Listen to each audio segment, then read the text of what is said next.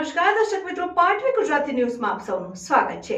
સમાચાર આવી રહ્યા છે કે પુનાથી સ્ટેચ્યુ ઓફ યુનિટી સાયકલ યાત્રામાં નીકળેલ બે પ્રૌઢ સાયકલિસ્ટ ભરૂચ જિલ્લામાં આવી પહોંચતા ભરૂચ જિલ્લાના સાયકલિસ્ટ શ્વેતા અને નિલેશ ચૌહાણ દ્વારા સ્વાગત કરાયું। પુનાથી જયંત રીજબોર તથા મુકુંદ કાડુસ્કર રોજનું 80 થી 100 કિલોમીટર જેટલું સાયકલિંગ કરી આજની નવા યુવા પેઢીને જરૂરિયાત કરતાં વધારે મોબાઈલ ફોનનો ઉપયોગ ન કરવા તથા વ્યસન મુક્ત થઈ આજની યુવા પેઢીમાં સાયકલિંગ દ્વારા સ્વાસ્થ્ય જાળવણીનો સંદેશ આપવા બંને સાયકલિસ્ટો દ્વારા સાયકલ યાત્રાનું આયોજન કરવામાં આવ્યું હતું। બંને સાયકલિસ્ટો તેમની 73 વર્ષની વયે પણ પુનાથી સ્ટેચ્યુ ઓફ યુનિટી 10 દિવસમાં આશરે 800 કિલોમીટર જેટલું સાયકલિંગ કરશે। આ યાત્રા દરમિયાન ભરૂચ જિલ્લામાં આવી પહોંચતા ભરૂચ જિલ્લાના સાયકલિસ્ટ નિલેશ ચૌહાણ તથા શ્વેતા વ્યાસ દ્વારા બંને સાયકલિસ્ટની શુભેચ્છા મુલાકાત લીધી હતી અને તેમની આ સાયકલિંગ યાત્રા દ્વારા આજની યુવા પેઢીમાં સાયકલિંગને પ્રોત્સાહન આપવા તથા વ્યસન મુક્ત થઈને શારીરિક અને માનસિક વિકાસ માટે સમાજની યુવા પેઢીને સંદેશ પહોંચાડવા બદલ આભાર વ્યક્ત કરાયો। બંને સાયકલિસ્ટનું ફૂલહાર દ્વારા સ્વાગત કરીને તેમની આ સાયકલ યાત્રા સફળતાપૂર્વક પૂર્ણ થાય તેવી શુભેચ્છા પાઠવી હતી। રિપોર્ટર મોહસિન કારા, પાટવી ગુજરાતી ન્યૂઝ, ભરૂચ।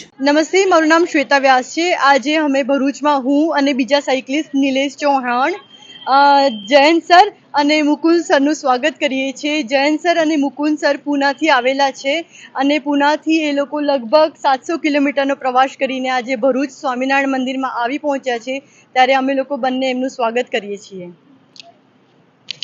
જયંત સર ને મુકુંદ સર રોજનું 80 થી 100 કિલોમીટર સાયકલિંગ કરી અને રાત રોકાય છે ગમે ત્યાં, અને એમનો સાયકલિંગનો મેઇન હેતુ એ છે કે આજની જે યુવા પેઢી છે એ યુવા પેઢી મોબાઈલમાં અને બીજા વ્યસનમાં જે પડી રહે છે એના બદલે સાયકલિંગ ને બીજી એક્ટિવિટી, ફિઝિકલને લગતી એક્ટિવિટી કરે તો એ ભારત ઘણું જ આગળ આવી શકે છે। તો એ જ એક સંદેશ ફેલાવવા માટે લોકો સાયકલિંગમાં નીકળ્યા છે અને બંનેની એજ એબોવ 70 વર્ષ ઉપરના એજ છે અને જે આજે સાયકલિંગ કરે છે રેગ્યુલર રોડનું 30 થી 40 કિલોમીટર સાયકલિંગ કરે છે અને સ્ટેચ્યુ ઓફ યુનિટી જશે। તો એમનો આ જે હેતુ છે એ સમાજ માટે બહુ જ ઉપયોગી છે। તો આજની યુવા પેઢીએ આ બંને આપણા વડીલ પાસેથી એ શીખવું જોઈએ કે આપણે આપણી હેલ્થ માટે શું કરી શકીએ છીએ। Thank you.